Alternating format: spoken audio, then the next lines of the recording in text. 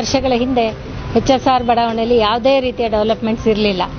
ಆದರೆ ಇತ್ತೀಚೆಗೆ ನಾವೆಲ್ಲ ನೋಡಿದ್ರೂ ಒಳ್ಳೆ ಅಗಲವಾದ ರೋಡ್ಸ್ ಇದೆ, ಫ್ಲೈಓವರ್ ಇದೆ, ಒಳ್ಳೊಳ್ಳೆ ಫುಟ್ಪಾತ್ಸ್ ಇದೆ, ಜನರಿಗೆ ವಾಕಿಂಗ್ ಮಾಡೋಕ್ಕೆ ಒಳ್ಳೆ ಪಾರ್ಕ್ಗಳಿದೆ, ಅನೇಕ ಕಡೆ ಕಾವೇರಿ ನೀರು ಬರ್ತಾ ಇದೆ, ಅನೇಕ ಬಡವರಿಗೆ ಹಕ್ಕುಪತ್ರಗಳು ಸಹ ದೊರೆತಿದೆ. ಇದೆಲ್ಲ ಹೇಗಾಯಿತು? ನಮ್ಮ ಬಿಜೆಪಿಯ MP ಆದಂಥ ಸನ್ಮಾನ್ಯ ಶ್ರೀ ಅನಂತಕುಮಾರ್ ಅವರು ಹಾಗೂ MLA ಆದಂಥ ಸನ್ಮಾನ್ಯ ಶ್ರೀ ಸತೀಶ್ ರೆಡ್ಡಿಯವರ ಶ್ರಮದ ಫಲ ಇದೆಲ್ಲ ಆಗಿದೆ. ಈಗ ಮುಂಬರುವಂತಹ BBM ಚುನಾವಣೆಯಲ್ಲಿ ಬಿಜೆಪಿ ಅಭ್ಯರ್ಥಿಯಾಗಿರುವಂತಹ ಗುರುಮೂರ್ತಿ ರೆಡ್ಡಿಯವರನ್ನು ನಾವು ಈ ಕಾರಣಕ್ಕಾಗಿ ಬೆಂಬಲಿಸೋಣ. ಶ್ರೀ ಗುರುಮೂರ್ತಿ ರೆಡ್ಡಿಯವರು ಸರಳ ಸಜ್ಜನ ವ್ಯಕ್ತಿ. ಹಿಂದೆ ಅವರು CMC ಅಧ್ಯಕ್ಷರಾಗಿದ್ದಾಗ ಅನೇಕ ಜನಪರ ಕಾರ್ಯಕ್ರಮಗಳನ್ನು ಮಾಡಿದ್ದಾರೆ. ಅವರ ಈ ಸೇವೆಯನ್ನು ಗುರುತಿಸಿ ಹಲವಾರು ಅವಾರ್ಡ್ಸ್ಗಳು ಸಹ ಅವರಿಗೆ ಬಂದಿದೆ. ಉತ್ತಮ CMC ಅವಾರ್ಡ್ ಹಾಗೂ ರಾಜ್ಯ ಪ್ರಶಸ್ತಿಯೂ ಬಂದಿದೆ.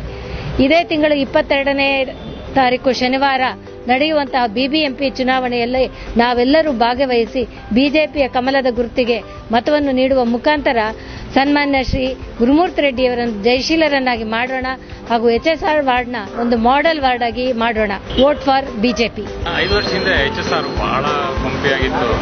ಅವಾಗ ನೋಡೋಕ್ಕಾಗ್ತಿರ್ಲಿಲ್ಲ, ರೋಡ್ಗಳೆಲ್ಲ ಬಹಳ ಅಧ್ವಾನವಾಗಿತ್ತು. ಸತೀಶ್ ಶೆಟ್ಟಿ ಅವರು ಬಂದಮೇಲೆ ಬಹಳ ಇಂಪ್ರೂವ್ ಮಾಡಿಬಿಟ್ಟಿದ್ದಾರೆ. ಆ್ಯಕ್ಚುಲಿ ಈಗ ನೋಡಿದ್ರೆ ದೊಡ್ಡ ದೊಡ್ಡ ರೋಡ್ಗಳು ಬಹಳ ವಿಶಾಲವಾಗಿ ಕಾಣುತ್ತೆ.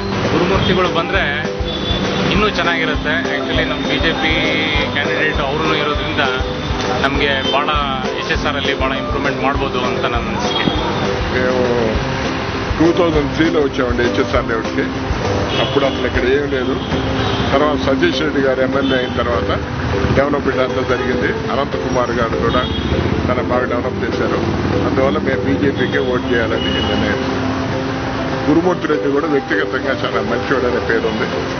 ఆయనకు ಕೂಡ మేము ಓಟ್ చేస్తాం. ಗುರುಮೂರ್ತಿ ರೆಡ್ಡಿ ಅವರು ಸಹ ನಮ್ಗೆ ಹಳೆಯಿಂದ ಹಿಂದೆಯಿಂದಲೂ ಸಹ ಅವರು ನಮಗೆ ಸಹಾಯ ಮಾಡಿದ್ದಾರೆ. 20 ವರ್ಷ ಹಿಂದೆ ನಾವೆಲ್ಲ ಬಂದಾಗ ನೀರು ಇಲ್ಲ, ಲೈಟ್ ಇರಲಿಲ್ಲ. ಅವಾಗ ನಮಗೆ ಕುಡಿಯೋ ನೀರಿನ ವ್ಯವಸ್ಥೆ ಮಾಡಿಕೊಟ್ಟು ನಮಗೆ ಶ್ರೀಮಂತ ಗುರುಮೂರ್ತಿ ರೆಡ್ಡಿ ಕಾರ್ಪೊರೇಟ್ ಆಗಿ ನಿಂತಿರೋದು. ಹಾಗಾಗಿ ನಾವು ಅವರೆಲ್ಲನೂ ನಾವು ನೆನೆಸ್ಕೋಬೇಕಾದ ನಮ್ಮ ಕರ್ತವ್ಯ.